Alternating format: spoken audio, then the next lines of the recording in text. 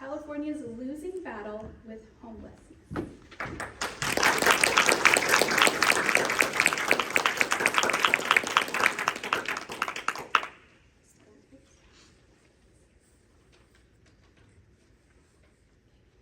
Test. Oh my gosh, it's something on my. Okay. Oh, the mic works. Okay. Okay. 771,500. That's the number of homeless individuals in the U.S. just last year. How many of those were in California? 24%.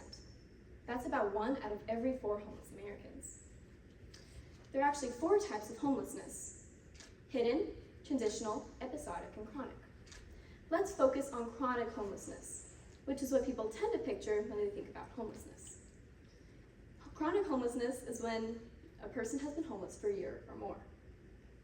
In 2016, President Obama implemented the policy Housing First to solve chronic homelessness. The motto of Housing First is housing is a human right. This can be summed up in 2 key points. Firstly, housing can be acquired without restrictions, and second, the policy emphasizes choice. Services are offered, not required, while receiving housing, meaning alcohol and drug abuse can go unchecked. This is a well-meaning principle from people with good intentions. However, Housing First is not the best solution for California. Albert Einstein says, if you want to know the future, look at the past. So let's talk about the history of homelessness in California. From 2014 to 2020, there was a 9% decrease in the homeless population in the US. Whereas in California, the homeless population rose 42%. Housing First has not been the best solution for California. The first reason is the lack of affordable housing in California. Who here would call their house affordable? There are 13 million Californians who live near or below the poverty line.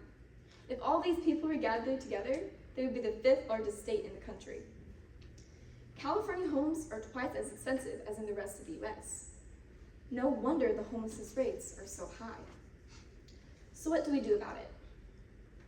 In 2016, Prop HHH was given $1.2 billion to build supportive housing for the homeless. The plan was to build 8,091 housing units, with each project lasting 3 to 6 years to complete. After 6 years, only a mere 1,000 were built. The Los Angeles Homeless Service Authority, or LAHSA, manages Prop HHH. There was an audit made on LAHSA, and what they found was LAHSA made little to no contracts with the organizations helping to house the homeless. The estimated amount given to these organizations was $2.3 billion. However, since no contracts were made, the amount is most likely much more. We'll never actually know. The amount of time and resources and chances that have been given to LAHSA is utterly ridiculous. Since 2016, Prop HHH has given LAHSA billions. Probable corruption and lack of communication between city, state, and county is why the Housing First policy was doomed from the start. Secondly, let's address the greatest obstacle for the Housing First policy: the mental illness and chronic substance abuse among the homeless in California. The mentally ill and substance abusers are the very homeless category that the Housing First policy is supposed to be helping. Clearly, this isn't happening. Skid Row, Santa Monica, and San Francisco are all known for their overwhelming mentally ill and drug-using homeless populations. The government calls them homeless encampments. Well, let's call them what they are: open-air drug scenes. Drug deaths quintupled from 2022 to 2024. That's 112,000 dying just last year.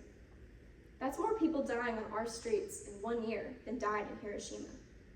This should not be normalized. Advocates of Housing First say that the Housing First policy is not housing only. This sounds great at first, in theory. But in practice, what this means is recipients of housing get to keep the same drug addictions as when they were on the streets. now with a roof over their heads, paid for on the government's dime.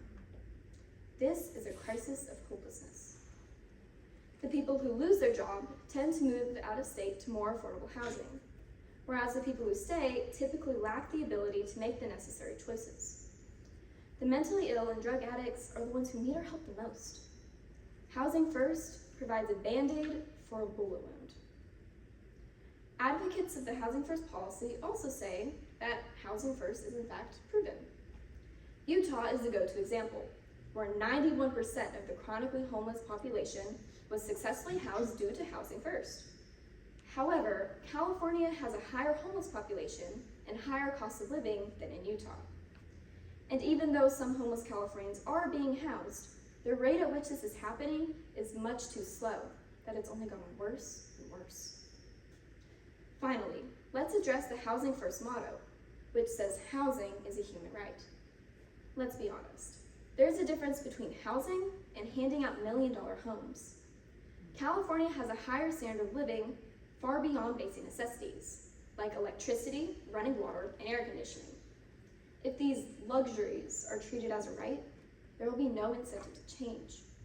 The Housing First approach is not the best solution for California. The numbers themselves doom the policy to fail. The government spends billions on affordable housing projects, and yet housing is still as unaffordable as ever. The people experiencing homelessness may not be in the right minds to even think about self-care. Housing First is good on paper, but not in practice. The program itself should be reevaluated. We need to unhouse Housing First. Otherwise, California is doomed to fight a losing battle. Thank you.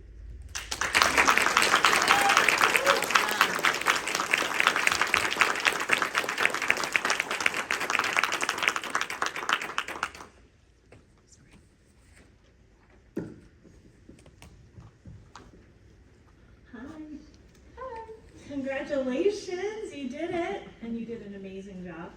Take a deep breath. Thank you. All right, my first question. I was gonna say that when I was 18, I lived in Santa Monica for a while, and that was my first experience with homelessness. It wasn't widespread like we see it today. And so I'm curious, besides like news or anything, was there a specific encounter or something that sparked your interest in this topic? Nothing specific, like not meeting any individuals, but just seeing, like in downtown LA and Newhall, I just see like familiar faces that pop up that are homeless. And it's astounding because that was kind of just normal. And now that I've researched my topic, I'm like, oh, well, that's a homeless person. And you can see like just how many there are once you like are aware of the topic. I like that you said that because it was definitely not as normalized all those years ago when I was in Santa Monica. It was definitely specific to certain communities. And so how lovely that it touched you that it's so widespread and common, and yet you did realize this shouldn't be normal. So, in your paper, and then today you mentioned that Housing First considers housing as a basic human right, and you clearly stated that human right is maybe not the best way to describe it. Is there another term or another way you think would be a better way to describe how we should address the housing need for the homeless population? Well, I said this in my speech, but we can't address the homelessness crisis if we don't also address the drug crisis. And the government, or the LA County, is actually bringing in Housing for Health, which will address those needs, everything medical and drug related. It has some Housing First aspects, but I think it's improved. You stated in your paper that 14% of units built to address the housing crisis in California cost upwards of $700,000, and another upwards of $830,000 per unit, plus it takes 3 to 6 years to build. do you have any insights beyond, like you mentioned a little bit in your speech, but what things were causing this outrageous number and time frame? That's a good question. Oh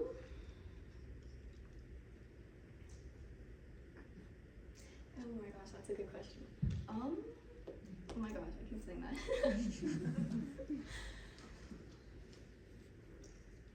There was the stock market crash, or not stock market crash, but where housing costs skyrocketed in, I want to say like 2020, 20 something. And that's probably one of the key components of it. I don't have any evidence to back that, but that's my speculation. It's okay. I mean, we're all kind of shocked by the numbers too, so I didn't know if you had uncovered anything like specific of why it costs so much to build a house. And with that, I was gonna say, like, my family and actually several in this room have actually been down to third world countries or other places where we've been able to build shelter very affordably and in a very short period of time. And I'm talking about a house, but without what we would deem necessities, like electricity. And what we saw was that we built these houses, and the longer they lived in them, they made them their homes. Mm-hmm. And so, has your research led you to agree or disagree with this, that it's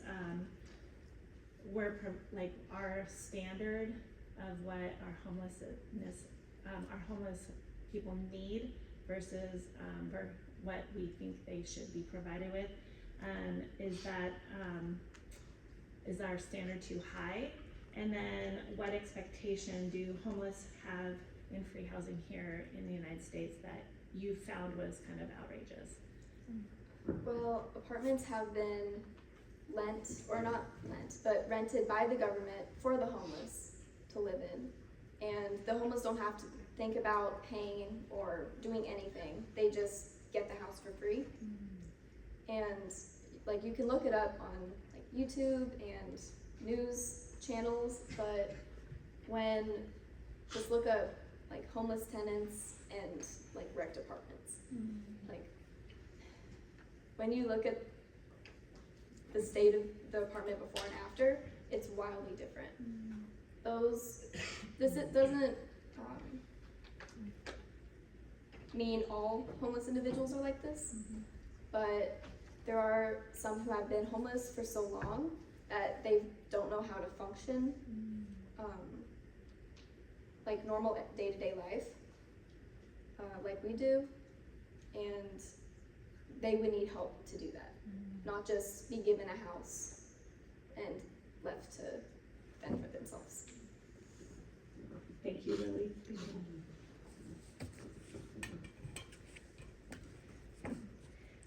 Great job, Lily. Oops, sorry. I just wanted to say, first of all, I thought you did a great job in your presentation pausing when you wanted to let certain, like, really significant statistics or things kind of sink in with your audience. So I just wanted to point out that you seem really poised and you did a great job pausing. I also thought that you did a good job using pathos. You argued emotionally with not only with your statistics, but bringing in the analogy of the amount of people dying due to drug addiction, likening that to the number of people who died in Hiroshima. I think just really weighs on your audience's hearts. And you did that in your paper too, with some of your examples, like the homeless veteran. You did a great job arguing with pathos. Your paper was also perfectly MLA formatted, which I would expect nothing less from a Gustke. I think my mother, yes. You made good use of stylistic devices. You actually brought one up in your speech today. That metaphor, I really liked. It was like a simile of bullet wound. You're trying to cover it with a Band-Aid. So that was a great simile that you used. As far as my questions go, from your research, what do you think is like the one most significant reason that the Housing First program isn't working in California? There's so many factors. Well, firstly, for like the two key points that I mentioned, you can receive housing without restrictions, which is good for those who they don't have any money to pay for it, and receiving that housing is a blessing. But there are also those who will try to take advantage of that, like, oh, if I'm homeless in California, they'll just give me a house. And then there's the choice, where they can choose whether or not to take drug, medication, or treatment. And that's going to be to their detriment. So the fact that they're not receiving treatment for their addictions, good. You also mentioned in your paper that the Housing First program has been used in other countries as well. Is that correct? It has. Okay. Has there been a difference in how it has helped or not helped in other countries? And what is the homeless population like around the world compared to America? I'm just wondering, like, culturally, does America, because of our independence, and I don't know, do we have a higher homeless population compared to other countries? I only researched this briefly with other countries, but yes, California has a higher homeless population. And yes, we do have a very high standard of living. The fact, I keep saying in other countries, they are more hospitable and more you work for your meal, or you work for housing. You have to work toward actually getting a reward, instead of here where we're just handing it out. Mm-hmm. So I say that's the difference. Yeah, it's too bad. Okay, you also mentioned in your paper, and I think in your speech as well, that I think you called it LAHSA, the Los Angeles Homeless Services Authority. Auditors discovered that some of the work that they were doing was being done with no contracts, and that they didn't even have an idea of how much money had even been spent to help the homeless.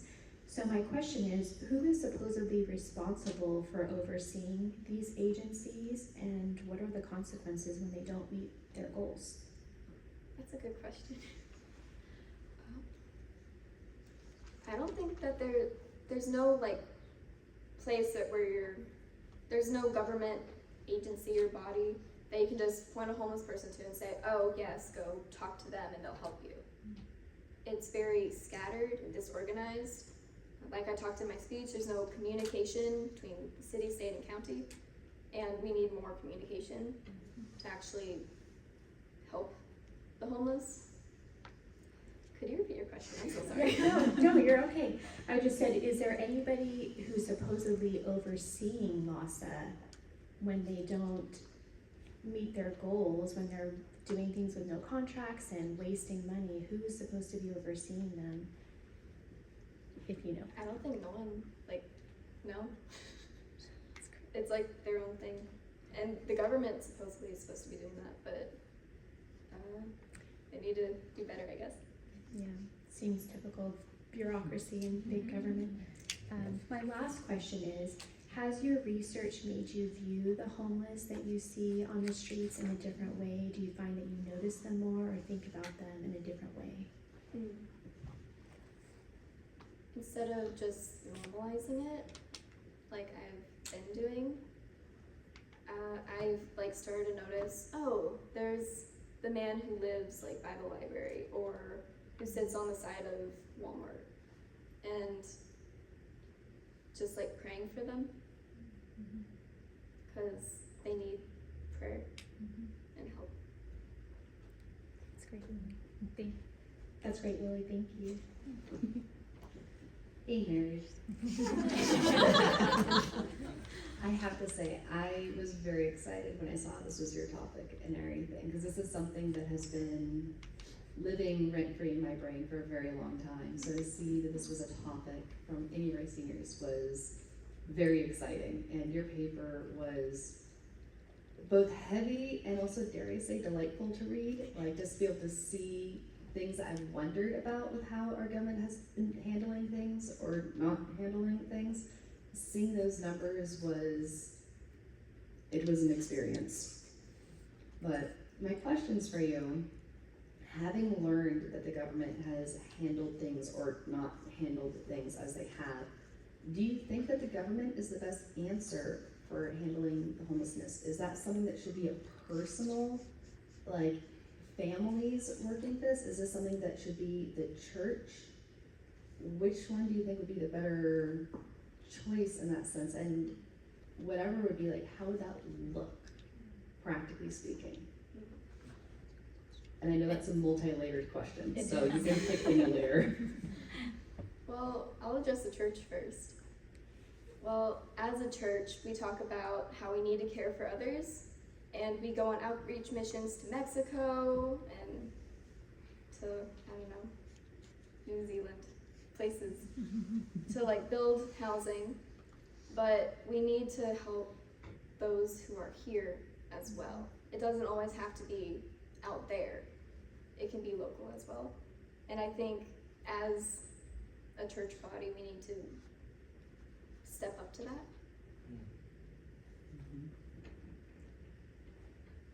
Have you ever heard the phrase, show love, show Jesus?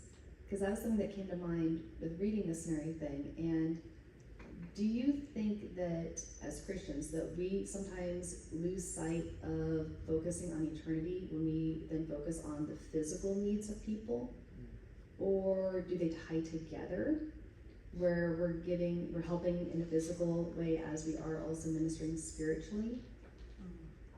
What is our duty as Christians? Where does that fall, do you reckon? You're asking good questions. Sorry. Not sorry.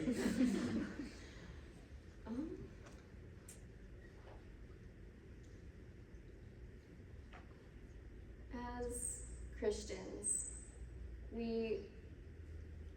they tie together. We can't have works and faith at the same time. Or, wait. We can't have just works or just faith. You have to implement them together. And just telling a homeless person, like in James 2, like, God bless you, have a good day, isn't gonna do anything. But like giving them food or like clothing or a house, but not with all those luxuries necessarily. That's what we should be doing.